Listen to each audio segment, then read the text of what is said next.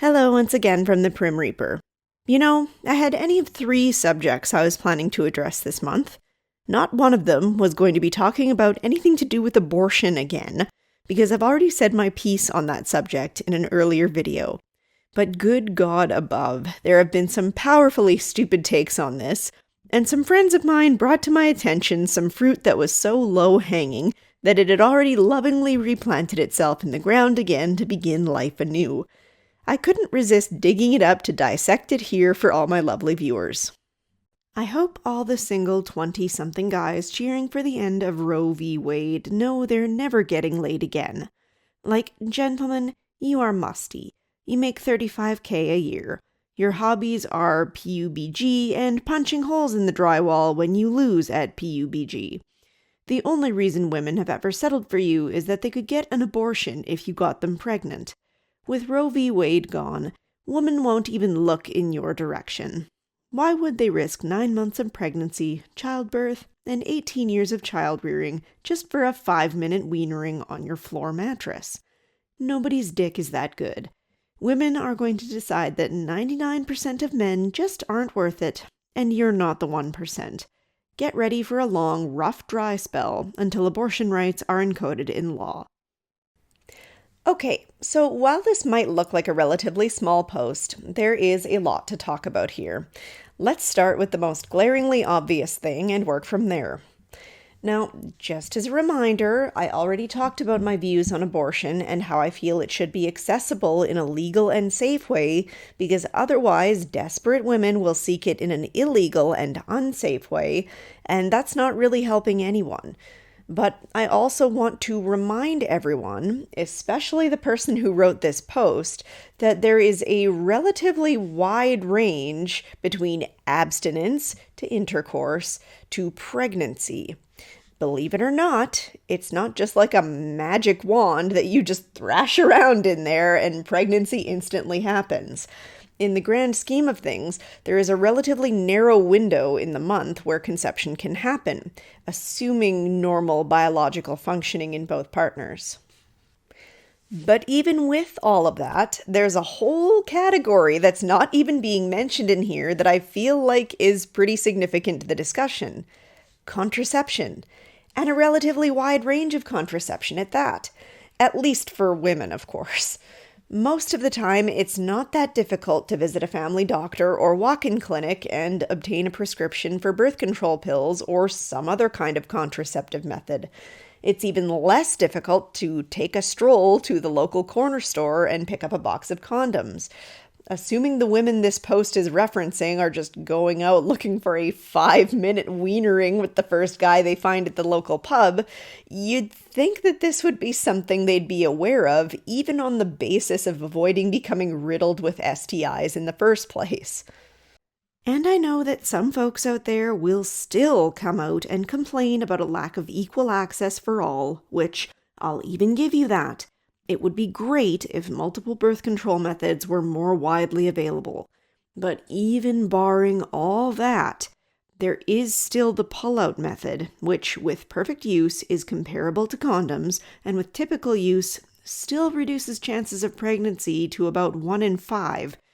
Or spicing things up and trying a different avenue of insertion, so to speak. So all of this to say, way to advertise that you suck at taking birth control. I'm not exactly promiscuous. I've only been with 2 men, but I slept with those 2 men a fair number of times, and let me tell you, I only got pregnant when we decided we were going to pursue it. And even under those conditions, it took several attempts. Given the multitude of options for preventing unwanted pregnancies, realistically, you have to either mess up pretty hard or be really, really unlucky in order to get to the abortion stage in the first place. At least this person is forward enough to highlight their irresponsibility up front so men know to avoid her either way. Not that any self-respecting man should want to sleep with a woman with this level of obvious contempt for them anyway. First of all, look at the way this person describes these men they were supposedly previously settling for in the first place. Smelly, poor, and with hobbies they deem unworthy. This doesn't exactly sound like the recipe for an enjoyable situation for anyone in that scenario. To use this person's own vernacular, nobody's vagina is that good. You may lose out on an orgasm or two, but if your self-esteem and self-worth remain intact, I would personally call that a bargain. Think about it. They're probably just going to starfish the whole time anyway and act like they're doing you a favor. Anyone who talks about you like this is not going to concern themselves much with your pleasure in the matter. Now, neither is their picture of these women a particularly flattering one either, really. The only reason that they settle for what they believe is a bottom-tier man is because they have the capability to terminate their pregnancy with said partner. I'm not sure you realize how psychotic that sounds.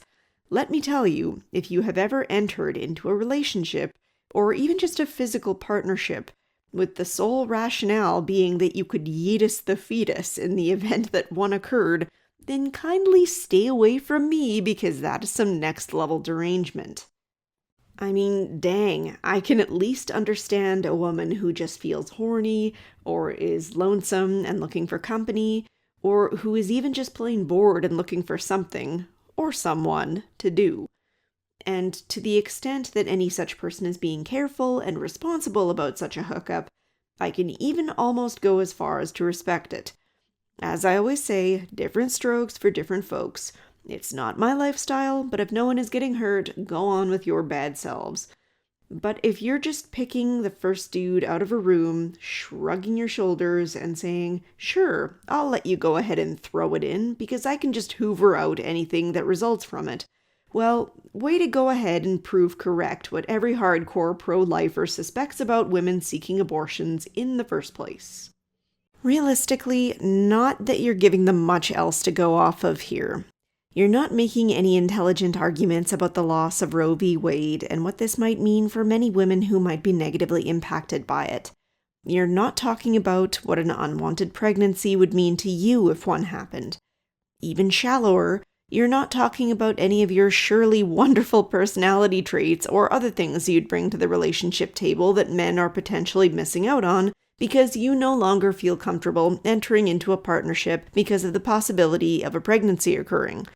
Nope, the only depth you bring to the discussion is that of the vaginal canal that men will supposedly no longer be able to access. I guarantee you that 99.99 repeating percent of men reading this on the internet will respond with, "What? Random internet strumpet 65,803 won't sleep with me? How could this happen to me?" First of all, this was posted in 2X chromosomes, which, not exactly being a bastion of male readers most of the time, I'm sure, was likely more of an attempt to thump your chest with the girls than anything else.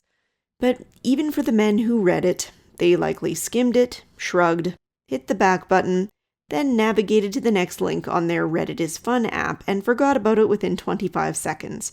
Barring the very specific circumstance where a man is browsing a dating app, finds a profile of a woman who says she is no longer taking applications due to the revocation of Roe v. Wade, and is forced to navigate to the next available prospect, I guarantee you that the average internet user is not going to be bothered in the least by your declaration, because they are not browsing the internet assuming they're going to find someone to get down with.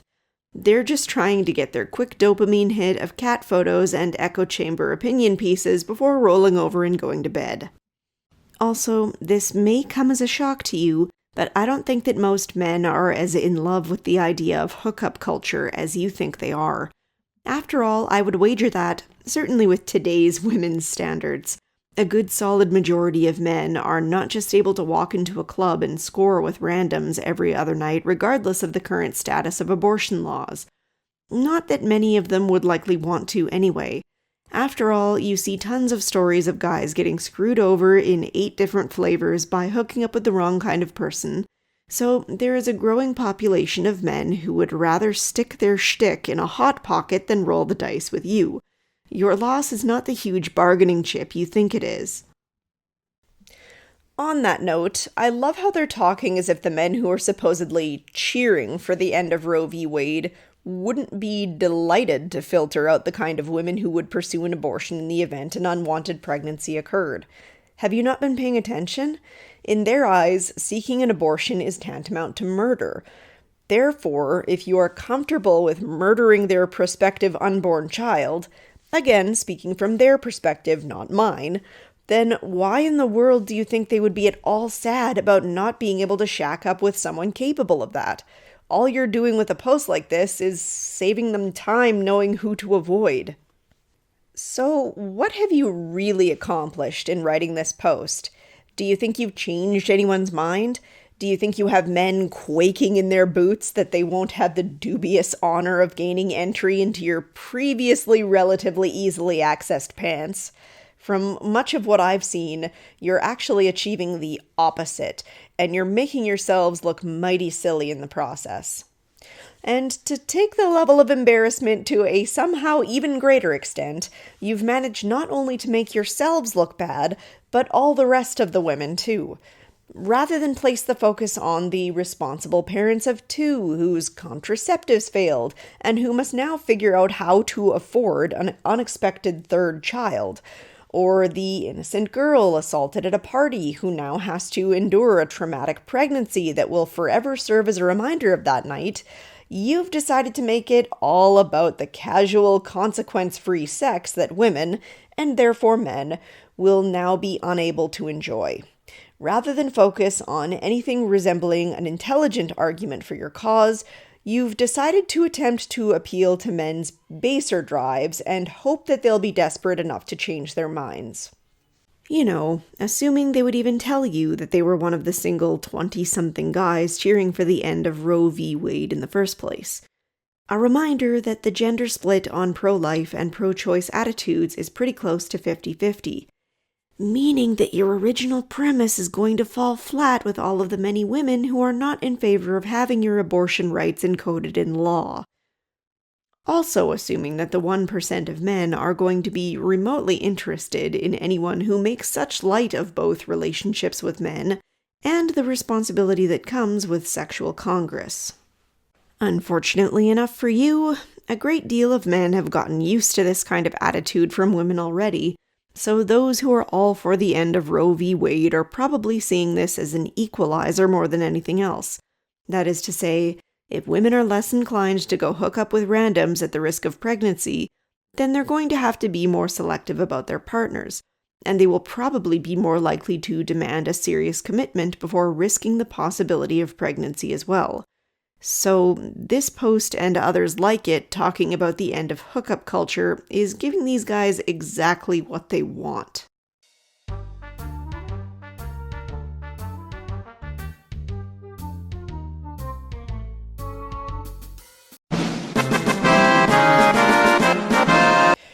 Good game. Way to effectively represent your cause, ladies. You sure showed them. Thanks so much for watching, and I hope to see you all in the next one.